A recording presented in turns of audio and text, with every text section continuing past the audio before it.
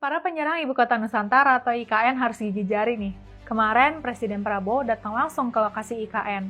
Kunjungan itu menjungkir balikan tuduhan bahwa proyek ini akan ditinggalkan.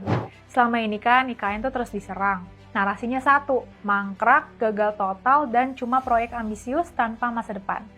Senin 12 Januari kemarin, Pak Prabowo menjawab semua tudingan itu. Ia hadir langsung di IKN dan memastikan keberlanjutan pembangunan IKN. Dengan kunjungan itu, tuduhan bahwa IKN akan ditinggalkan gagal total. Ketua Komisi 2 DPR RI Muhammad Rifki Nizami Karsayuda menilai, kunjungan Presiden sebagai pesan politik yang sangat kuat. Menurutnya, komitmen Presiden penting untuk menepis anggapan miring di masyarakat. Perlu diingat ya, bahwa IKN itu bukan proyek dadakan. Gagasan pemindahan ibu kota sudah muncul sejak era Presiden Soekarno. Jakarta sejak lama dianggap terlalu berat memikul beban negara. Banjir, kemacetan, polusi, dan kepadatan penduduk sudah kronis. Jakarta juga makin tidak ideal sebagai pusat pemerintahan modern. Selain itu, pembangunan nasional terlalu Jawa-sentris.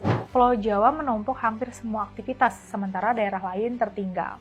Pemerintah ingin mendorong pemerataan pembangunan ke luar Pulau Jawa. Atas dasar itu, pada 26 Agustus 2019, Presiden Jokowi mengumumkan pemindahan ibu kota. Kalimantan Timur dipilih karena dinilai relatif aman dan strategis. Sejak saat itu, IKN menjadi agenda nasional. Pada 2022, DPR dan pemerintah mengesahkan Undang-Undang Ibu Kota Negara. Artinya, IKN memiliki dasar hukum yang kuat. IKN bukan proyek satu presiden, melainkan proyek negara. Pemerintah juga membentuk otorita IKN untuk pengelolaan khusus. Pembangunan fisik dilakukan secara bertahap. Infrastruktur dasar seperti jalan, bendungan, dan kawasan inti pemerintahan mulai dibangun. Yang paling keren nih, pembangunan IKN ini sampai mendapat sorotan dari dunia internasional. Salah satunya akademisi Amerika Serikat, Profesor University of Maryland, Profesor Thomas C. Haidt. Dia menyebut IKN sebagai proyek ambisius yang penting. Dia menilai IKN berpotensi menjadi model kota hijau dunia. Semoga IKN menjadi percontohan global, ujarnya. Namun, tetap aja ada yang nyinyir. Salah satu yang paling vokal adalah Amin Rais. Ia menyebut IKN sebagai karya terburuk Presiden Jokowi. Ia menuding proyek ini berpotensi mangkrak dan menjadi kota hantu. Bahkan, isu yang paling liar adalah Prabowo dituduh tak akan melanjutkan IKN. Kini, kunjungan Prabowo menjadi jawaban paling konkret.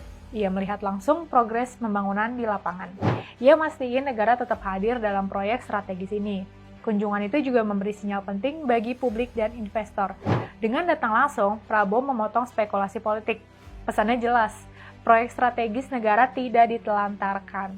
Melanjutkan IKN bukan soal melanjutkan warisan Jokowi. Ini soal menjaga keputusan strategis negara. Tentu aja, IKN tetap harus diawasi dan dikritik. Aspek lingkungan, anggaran, dan dampak sosial wajib dikontrol ketat. Namun, kritik harus berbasis data, bukan kebencian politik. Kunjungan Prabowo ke IKN menjadi titik klarifikasi paling konkret. IKN tak ditinggalkan dan tak akan dibiarkan mangkrak. Yuk, dukung terus IKN.